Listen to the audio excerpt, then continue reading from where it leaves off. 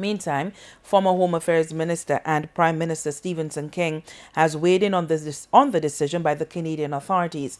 He finds it questionable that the government of St. Lucia did not notify its nationals of the pending decision. Local authorities have indicated that they were not informed about the decision ahead of time.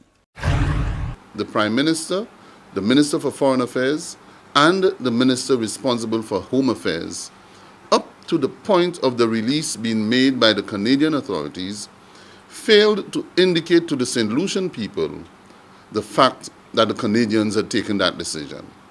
And I am convinced, I'm absolutely convinced, that the Canadian authorities had engaged in discussions with the St. Lucia government ahead of that decision to introduce this new visa regime for St. Lucians.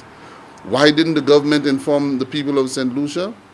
It's a question that needs answering.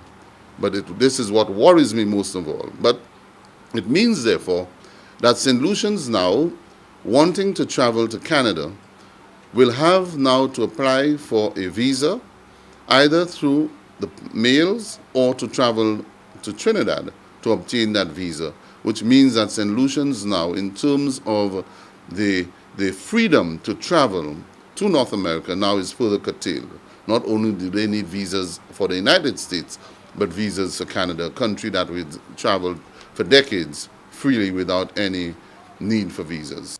With the widespread belief that the writing had been on the wall for quite some time, Mr. King said under his administration there were no concerns expressed by the Canadian authorities, unlike the UK, which strongly voiced its concerns over drug trafficking and other illicit activities committed by St. Lucians.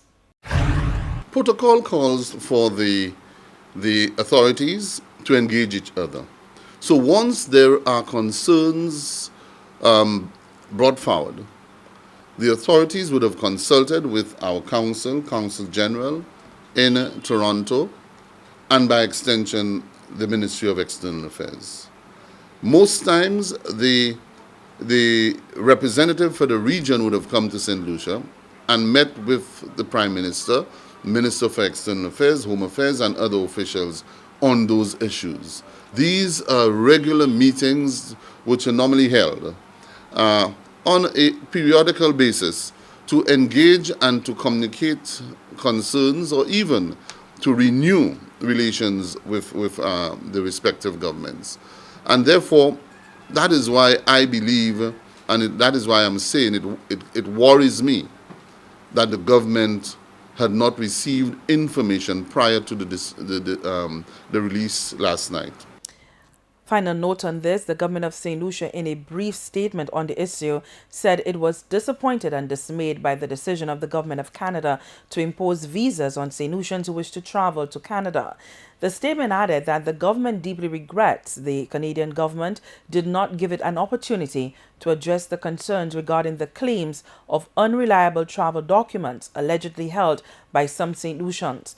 A full statement has been promised by the government of St. Lucia subsequent to the receipt of a letter from the Canadian government conveying its decision.